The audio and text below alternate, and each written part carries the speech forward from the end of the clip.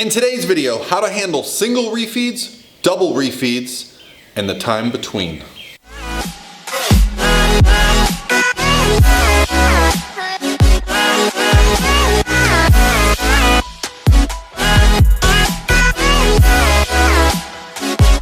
All by myself.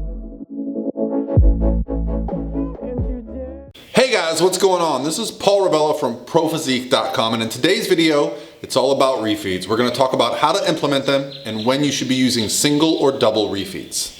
So for today's video, I'm doing something behind the scenes as well. I am actually doing an Instagram story of my entire video upload and editing process. Because I do a daily video and I get asked quite frequently, how do you keep up with the videos? Because it is a daunting process and it used to be quite intimidating to me, but I've gotten it down to where I feel like it's very manageable and I can get a quality video uploaded and edited in a short amount of time, so it doesn't impact my day, where I can still work with my clients, I can still do a lot of things. Video editing used to take me hours and getting footage on that. Now I have the system down. So if you're interested in seeing like a behind the scenes, I could possibly do a YouTube video. Leave a comment if you think that'd be worthwhile. But for now, I'm just doing an Instagram story of the process. And in today's video, the discussion is going to be about refeeds.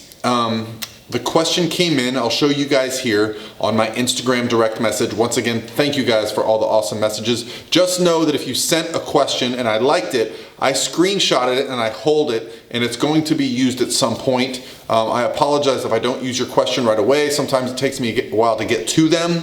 And if it's been a little while and you feel like you need to send it again, feel free to send it again. Never mad about that. I'm just trying to help you guys out. So thank you for your patience and thank you for the great question. So let's talk about refeeds, how to use them, my philosophy, okay, and maybe something that can help you guys out and some of the stuff that I've seen that works and doesn't work. So let's first talk about what a refeed is. Now, if you want an in-depth discussion on refeeds, I've actually got quite a few videos on my channel. You can search my name and the word refeed and some things will come up. But a refeed is basically a day while you're in a caloric deficit where you raise carbohydrates up while potentially lowering the other macronutrients slightly to offset the calorie increase, right? And what does this do? Well, typically the highest variability in any macronutrient during a fat loss phase is carbohydrates. So while you're in a fat loss phase and carbohydrates are low and you're still training and you're still doing cardio and all these things, you can get depleted. And anyone who's ever lost a lot of body fat knows when you get depleted, you don't look as good. Muscles don't look as hard because glycogen storage in the muscles is not there. So one of the benefits of a refeed, one of the most valuable benefits, is the pump, the filling up of the muscles. When you have a high carb refeed day, that day or the next day, or maybe the day after that, depending on how your body processes carbohydrates, you are going to look better, fuller, harder. You'll actually look a little bit leaner, meaning the muscles are expanded because they're pulling glycogen and water into the muscle. So the muscle fibers are expanded, so they push out against the skin. Now, when you do a high carb refeed day and you're 25% body fat, what does it do? Very little. But when you're 9% body fat, 5% body fat, that's when you see some crazy things happening when you do a refeed. You look bigger, you see the striations in your body, you see the vascularity come out. The vascular system, often with the higher carbohydrates, you're gonna have more water, more sodium in the system, so the vascular system fills out. So you see veins, you see striations. So refeeds are valuable for many reasons, because when you're dieting, the psychology can become the issue. You don't see yourself looking good all the time. That refeed day, boom, you get in the gym, you lift some weights, you think, man, Arnold is in real trouble. At least that's what I think. But then there's going to be 3 or 4 days, 5 days, depending on how long you go between refeeds, where you just get worse and worse and worse. That's part of the process. And so the refeed is valuable for the psychology. There's also another benefit, okay? It was postulated years ago when I first started doing refeeds that there was a benefit hormonally. And I can say that I agree with that. There is a benefit hormonally for multiple reasons. When you're in a caloric deficit for a long period of time, there are some hormones that just kind of get shut off during this process. Your body goes into defense mode. It doesn't allow the body to burn body fat as efficiently. That's the way I feel. And then those refeeds The first time I ever dieted down, I would not drop weight until I had a refeed, and then it would just kickstart. Everything felt good, my metabolism felt good, my body felt warmer, I would sweat better. And then recently, about 2 years ago when I met with Eric Helms in Australia, we started talking about some research that showed that refeeds were really more beneficial if there was multiple days of refeeds. And so I started implementing double refeeds a few years ago and immediately saw the benefit. And it was scary. If you can imagine someone who's in contest prep and they just feel like they need to do more and more to lose weight, meaning less cardio, less calories, more cardio, and now all of a sudden you're telling them to have 2 refeed days in a row, well, it was intimidating. But my clients trusted me, and almost every single time that I put someone into a consecutive day refeed, they drop, or they stay the same, and then this allows them to drop when we get back into a heavier deficit. So let's talk about your question, which was basically, if you're implementing a refeed day during the week, do you need to reduce your rest day macros? And you mentioned being in a 3,500 calorie deficit per week to lose weight, which that myth has kind of been debunked. I guess the math adds up, because if you're losing 500 calories a day, that's 3,500 a week, that's a pound. But I don't believe it actually works like that. The body is way, way too dynamic, and I don't actually make 3,500 calorie adjustments or 500 calorie adjustments per day to someone's plan every time they hit a sticking point, right? You would run out of calories very quickly and be doing hours and hours of cardio. There seems to be a threshold when we're dropping weight. So what do I like to do with the refeed? Well, the refeed day for me, we're just going to use some baseline numbers, okay? Let's just say someone's on 150 grams of protein, 200 grams of carbs, and 50 grams of fat when they're in a fat loss phase. That is their normal training day macros. Someone's refeed for that would probably be somewhere around 130 grams of protein, somewhere in the neighborhood of, let's say, 300 to 350 grams of carbs, and the fats would remain pretty stable, okay? Now, what does this allow us to do? Well, depending on the individual, it's going to allow us to restore some glycogen. It's not such a huge calorie jump that you're actually going to be in fat storage mode, right? It's a controlled day. Don't confuse this with a cheat day or a free meal.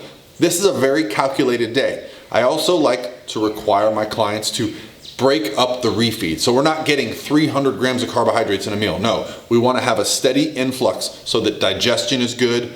An important factor here is don't just increase the amount of carbohydrates that you're taking in, and you will not get extra bloating or any other issues associated with the increase in calories that can slow down digestion. So we want to keep it to simple foods that digest well, allow us to fill out and not get any bloating, okay? Now, that's what I would do. Now, if this person had a rest day, let's say they were on 150 protein, 200 carbs, and 50 fat, their rest day numbers would probably be 150 protein, 160 carb, and say 45 fat. So just a small decrease in the amount of calories from your normal training day.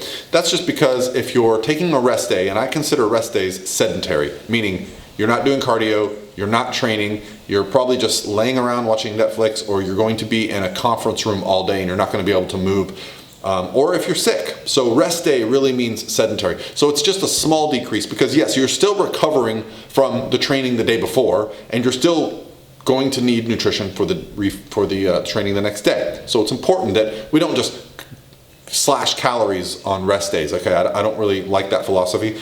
Some others may. This is just the way that I do things, and I think things have worked well for me using this philosophy. So let's talk about the double refeeds and when I believe they are the most beneficial. So double refeeds become beneficial for me when I believe calories are getting to a point where, because they're so low, they impact the scale moving down. What do I mean by this? Well, double refeeds boost hormones, okay? Low calories suppress the hormones that allow us to lose body fat. So when I've noticed, okay, I've made changes to a person's plan, they're using a 1 day per week refeed approach, and we've been adjusting the calories down, we've been adjusting the cardio up, and we're getting a little stagnant.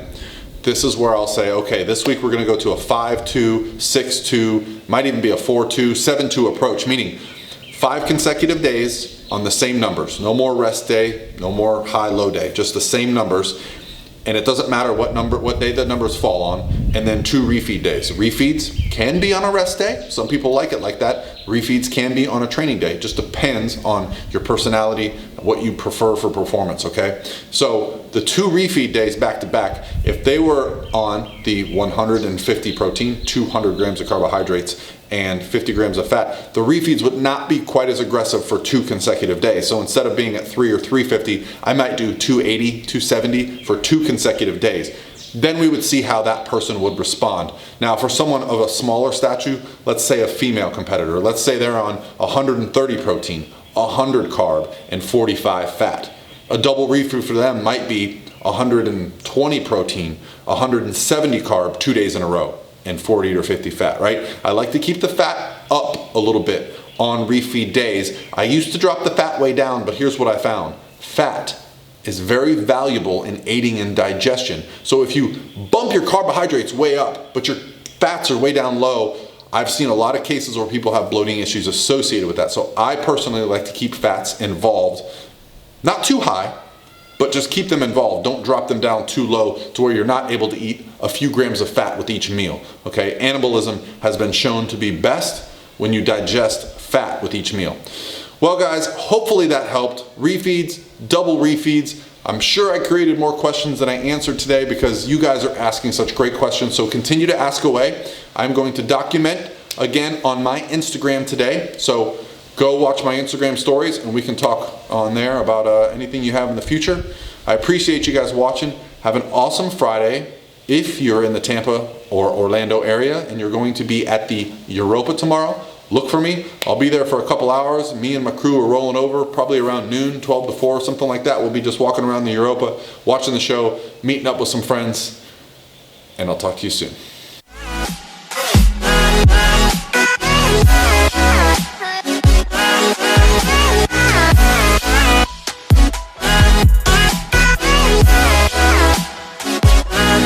By myself.